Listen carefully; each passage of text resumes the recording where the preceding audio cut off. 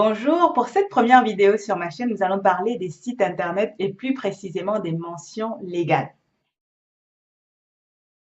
Aujourd'hui, tout le monde peut créer son site internet. En quelques clics, vous pouvez avoir votre blog, votre commerce en ligne, votre forum, votre journal, etc. C'est tellement virtuel, tellement accessible que beaucoup de gens ignorent souvent qu'ils ont des obligations vis-à-vis de la loi.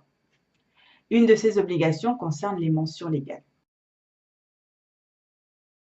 Les mentions légales qui doivent être accessibles à tous les visiteurs de vos sites et qui concernent tous les sites internet doivent permettre d'identifier qui est responsable de ce site, qui on doit contacter lorsqu'on veut exercer un droit. Je vous donne quelques exemples. Vous avez un forum, un de vos utilisateurs insulte une autre personne et cette personne aimerait déposer une plainte, mais ne peut pas accéder à l'adresse IP de la personne qui l'a insulté. Il faut donc qu'elle passe par le responsable du site pour pouvoir faire cette demande.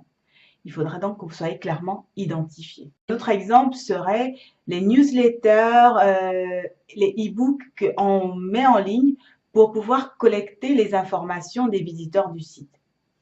Eh bien, les visiteurs ont le droit d'accéder à leurs informations, de les rectifier, de s'opposer à ce que leurs informations soient utilisées en demandant, par exemple, la suppression des informations que vous avez collectées. Pour cela, il faudrait également que vous soyez identifié. Un troisième exemple, c'est que si je suis client d'un commerce en ligne, j'aimerais savoir à qui je m'adresse et surtout à qui je dois faire mes réclamations. Pour cela, il faut une fois encore que vous soyez clairement identifié.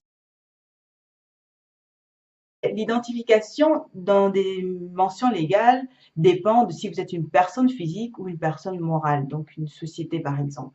Il faudrait bien qu'on puisse retrouver vos noms, prénoms, adresses. Si vous êtes une personne morale, votre numéro SIRET. Et en dehors de l'éditeur du site, il faudrait mentionner l'hébergeur. Et aussi, en fonction du type de site, le directeur, le co-directeur de publication. Toutes ces informations dépendent effectivement du type de site, du type d'activité, et il faudra les adapter.